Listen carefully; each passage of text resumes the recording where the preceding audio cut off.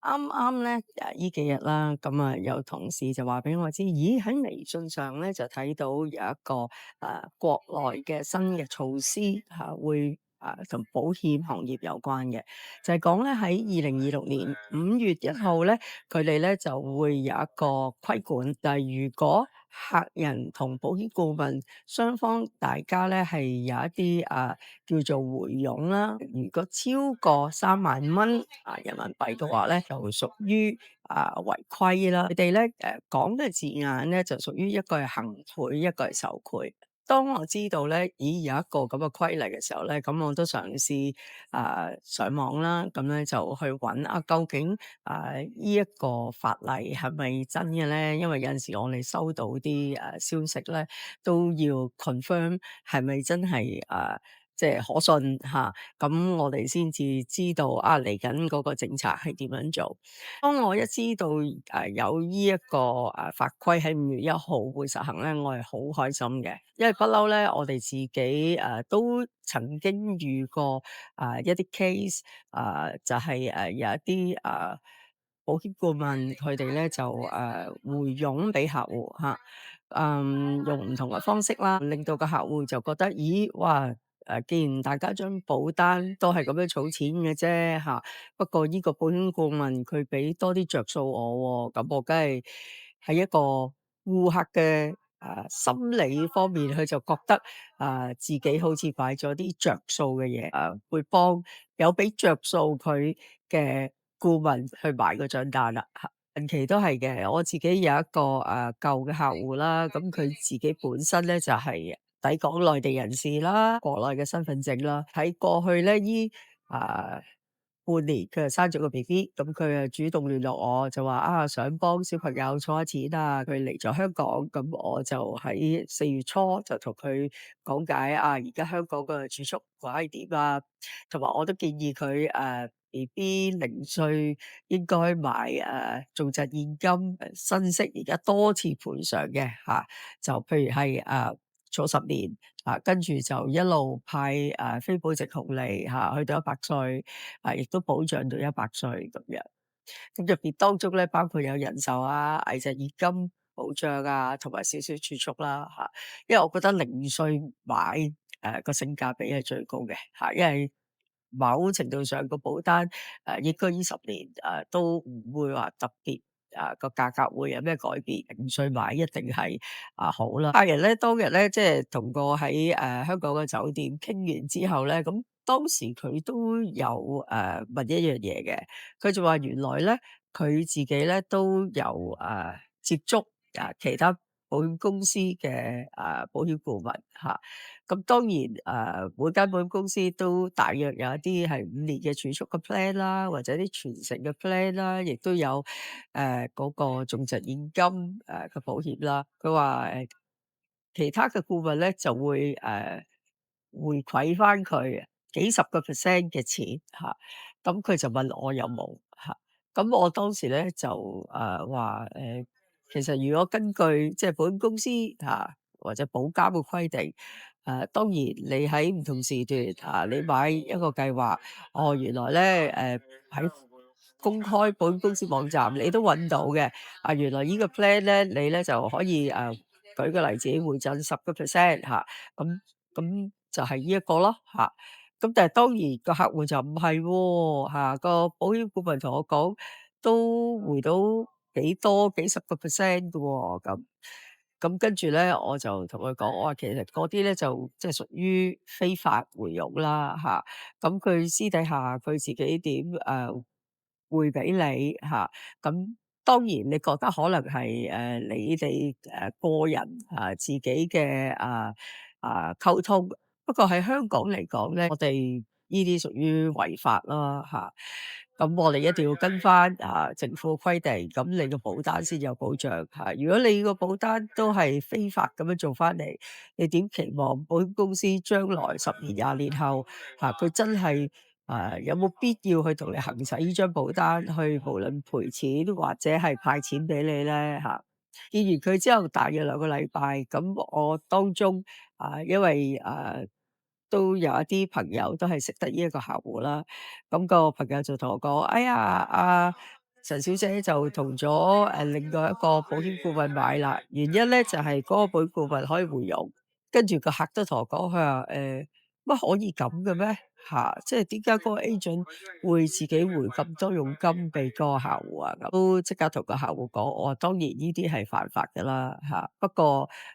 即係你話個客戶佢就算明知我哋講俾你聽係犯法，佢又覺得佢自己攞着數，咁如果佢唔去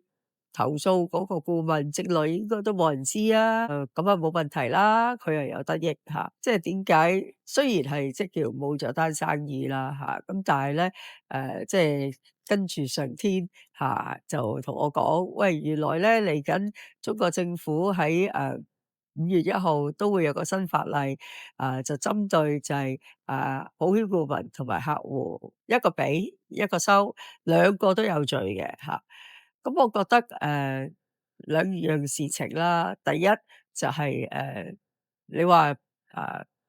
中國能夠有呢一個法規去行使嘅話咧，咁證明可能佢哋都睇到喺國內係有一啲情況，佢哋覺得係需要去立例吓。如果佢哋覺得係冇問題嘅話，咁亦都唔需要拿一條法例出嚟啦，係咪？跟住我哋就再反思啦，其實香港不嬲都已經係犯法噶啦，但係仍然係有機會有人去鋌而走險啦。而家中國都立埋一個咁嘅法例收受嗰個都係犯法嘅，咁我覺得更加好啦。喺過去呢1-2年咧，香港保險界咧，如果大家睇保監局嘅網站咧，不停都會有一啲即係案例啦，係定罪嘅案例啦。而其中當中咧，當然亦都係有一啲係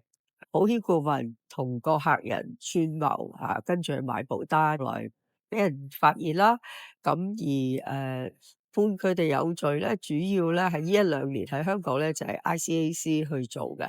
即係我哋做咗保險咁多年啦，都覺得咦咁特別嘅，原來而家係 ICAC 去即係調查保險顧問同客戶之間或者同醫生之間係啦，大家即係有一啲私下嘅利益收受原來呢啲係屬於 ICAC 嘅喎。再加上而家國內再喺2026年嘅5月1號去實行呢啲法例咧，我覺得會令到個行業咧更加專業啦。究竟你嘅保險顧問有冇同你講5月1號國內原來實施咗呢條法例咧？如果你話一個保險顧問嘅時常都喺微信啦或者小紅書好活躍，但係如果佢從來都冇提過呢一條法例嘅開始嘅話咧，其實點解咧？因為呢一個都影響埋個顧客噶嘛，佢收受利益噶嘛，屬於行賄啊嘛。一個行賄一個受賄咁點解個保險顧問平時有好多新法例，有好多新產品，佢都會喺微信圈或者喺嗰個小紅書去講，但係反而呢一條法例佢一直都冇提到咧我覺得大家值得去思考下如果個客人佢自己不嬲都慣咗收回佣。如果保險顧問佢又慣咗俾回佣客戶，會唔會佢哋唔會喺微信圈、小紅書去講呢件事情咧？因為佢哋都係犯法噶嘛，做緊係嘛？咁當然我唔夠膽講就係話有講嗰啲就係冇違規如果你想你張保單行使到賠償，行使到將來派錢俾你係安心，咁當然喺投保嘅時候都要用合規嘅手法啦。如果你買嘅時候都係唔合規，你點期望10幾20年後保險公司要行使派佢應承落嚟嘅錢俾你，甚至乎應賠嘅錢要賠俾你咧？呢個我覺得係所有保險客戶你值得去思考嘅一個法例係應該俾多啲人知道令到咧更加多人咧明白收受利益跟住去買保單係唔公平咁其實我都係想對於一啲不嬲守規守法嘅保險顧問，大家要尊重，同埋要俾生存空間佢哋咯嚇。即係如果你話一個合規守規嘅保險顧問，佢冇生存空間，跟住個行業唔好，大循環之下，對保險客戶對成個行業都係唔好。但係如果成個行業裏邊大部分都係一啲跟法例、跟規矩去做事情嘅保險顧問咧，個行業就會越嚟越專業，客戶亦都越嚟越安心，得到佢應有嘅賠償或者應有嘅儲蓄回報。咁我覺得呢一個係一個持份者嘅自私嘅決定，亦都唔係買賣雙方一個自私嘅簡單決定協議，而係整體大家對呢一個保險呢一個合約嗰個可信度究竟係去到邊一個層次咧咁希望我今日嘅短片能夠對大家有一啲啟發啦。咁我係 Miss Chow 啦，咁過去疫情裏邊開始學習拍攝短片啦。咁我哋都係簡單製作嘅啫嚇，不過好想俾更加多嘅投保人知道保險嘅存在價值，同埋保險顧問嘅存在價值。如果你都認同嘅話咧，記得訂閱我哋嘅頻道啦。咁同埋，如果你話近排即係市道我都聽即係某一啲建築嘅行業嘅客戶講，似乎咧建築行業咧個市道比較差啦，因為有好多大發展商咧個現金流唔足夠啦，咁令到有好多地盤咧都可能停工甚至乎發放唔到工資咁。咁我諗咧，即係呢一年或者下一年都好咧，對建築業嚟講咧，可能都係一個寒冬如果咁啱你係建築行業，而你自己嘅學歷亦都符合到考到保險牌照，